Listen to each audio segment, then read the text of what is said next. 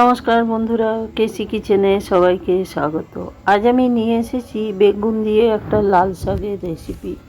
এইভাবে লাল শাকের রেসিপি বানিয়ে নিলে কিন্তু গরম ধোঁয়া ওটা ভাতে খেতে ভীষণ ভালো লাগে। আর এখন প্রায় বেগুনও ভালো পাওয়া যাচ্ছে, আর লাল শাক তো পাওয়াই যাচ্ছে। চলো দেখে নিই আমি কিভাবে বানাচ্ছি।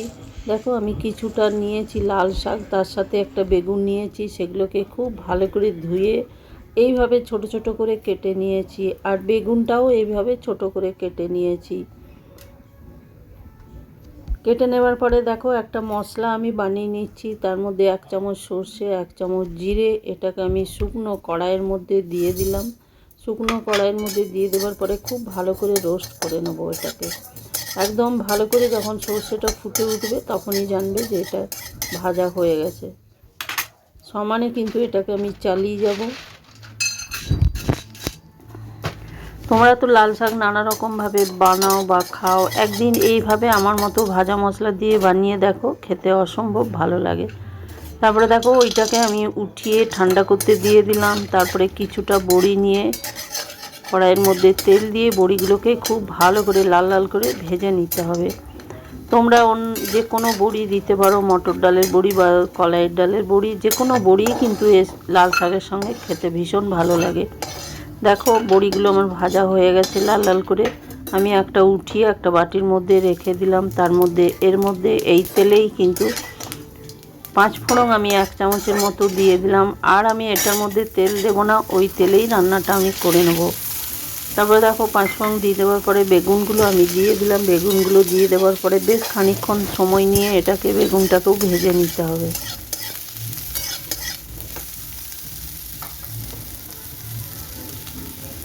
বেগুনটা আমি মাঝে মাঝে নেড়ে দেবো, আর ভাজা পর্যন্ত আমি অপেক্ষা করব। এরই মাঝখানে দেখো, আমি পরিমাণ মতো নুন দিয়ে দিলাম। কতটা আমি শাক আছে আমার, সেই আন্দাজ করেই আমি নুনটা দিয়েছি। আর 1 চামচের মতো আমি হলুদ দিলাম। 1 চামচ আমি ছোটো চামচের ধনে গুঁড়ো দিয়ে দিলাম। সামান্য ধনে গুঁড়ো দিয়ে দেওয়ার পরে দেখো, বেগুনটাকে আমি ভেজে নিলাম একটু, কিন্তু এর মধ্যে কোনো রকম জল আমি দেবো না, কেন কি শাকটা দিলেই কিন্তু জলটা বেরিয়ে আসবে। তারপরে দেখো, শাক কিছুটা দিয়ে দিলাম। দিয়ে দেওয়ার পরে ভালো করে নেড়ে চেড়ে নিলাম। তাহলে মশলাটা বা নুন হলুদটা শাকের মধ্যে বেশ ভালোভাবে মিশিয়ে যাবে। এরপরে আমি বাকি যে শাকটা আছে সেই শাকটাও আমি কড়াইয়ের মধ্যে দিয়ে দেবো।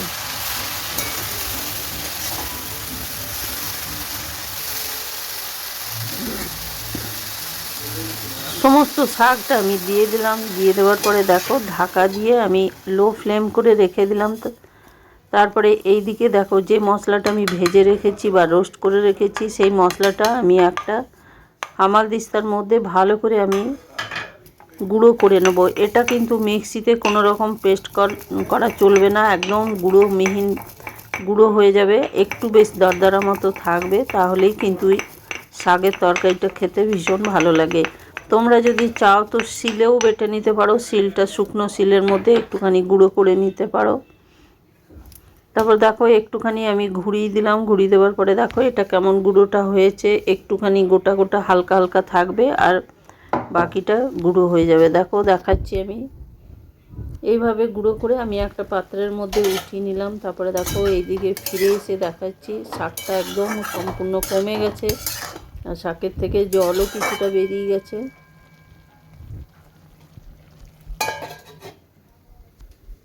আবার আমি একটু ঢাকা দিয়ে দিলাম, বেগুনটা সেদ্ধ হতে একটু দেরি আছে সেই কারণে। তারপরে দেখো, আবার ঢাকা খুলে দেখাচ্ছি আমি, বেগুনটা একদম সেদ্ধ হয়ে গেছে। এবার আমি কিছুটা কাঁচা লঙ্কা শাকটার মধ্যে দিয়ে দিলাম। তবে কাঁচা লঙ্কাগুলো খুবই ছোট ছোট করে কেটে দিয়েছি। তারপরে ওইদিকে যে বড়িটা ভেজে রেখেছি সেই বড়িটাও আমি দিয়ে দিলাম। হালকা জল থাকতে থাকতে বড়িটা দিতে হবে, কেন কি এটা ভাজা খাবার বড়ি নয়, এমনি বড়ি। সেই জন্য হালকা জলের মধ্যে বড়িটাও কিন্তু ভালো করে সেদ্ধ হয়ে যাবে।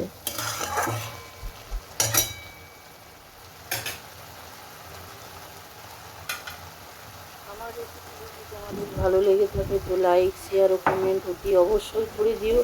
আর নতুন বন্ধুদের সাবস্ক্রাইব করার অনুরোধ রইল। দেখো, ফুটতে ফুটতে জলটাও আমার প্রায় শুকিয়ে এসেছে। এরপর আমি ওইদিকে যে ভাজা গুঁড়োটা করে রেখেছি, ভাজা মশলার গুঁড়োটা, সেইটা আমি শাকটার মধ্যে দিয়ে দিলাম। দিয়ে দেওয়ার পরে বেশ খানিকক্ষণ এটাকে আরও নেড়ে চেড়ে নেব, তাহলে মশলাটা বেশ ভাজা ভাজা হয়ে যাবে শাকের সাথে। আর শাকের টেস্ট ভীষণভাবে এইভাবে ভাজা মশলা দিলে কিন্তু বেড়ে যায়, খেতে খুবই ভালো লাগে। গরম ভাতে, তোমরা রুটি পরোটার সাথেও এইভাবে বানিয়ে নিতে পারো। আর যদি তোমরা চাও তো এর মধ্যে তোমরা আলুও দিয়ে দিতে পারো। তারপরে দেখো ওইটা হয়ে যাওয়ার পরে আমি গ্যাসটা বন্ধ করে ঢাকা দিয়ে কিছুক্ষণ রেখে দিয়েছিলাম। তারপরে দেখো ঢাকা খুলে আমি দেখাচ্ছি কত সুন্দর তরকারিটা হয়েছে। এইভাবে একদিন বানাও, ভীষণ টেস্ট হয়। তারপরে দেখো আমি একটা পাত্রের মধ্যে বা বাটির মধ্যে ওটাকে আমি উঠিয়ে নিলাম।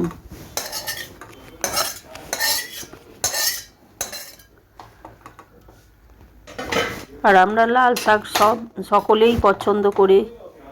এইভাবে একদিন তোমরা বানিয়ে নাও, দেখো খেতে অসম্ভব টেস্ট হয়। তোমরা সকলে ভালো থেকো, সুস্থ থেকো। ফিরে আসছি পরের কোনো রেসিপি নিয়ে। ধন্যবাদ।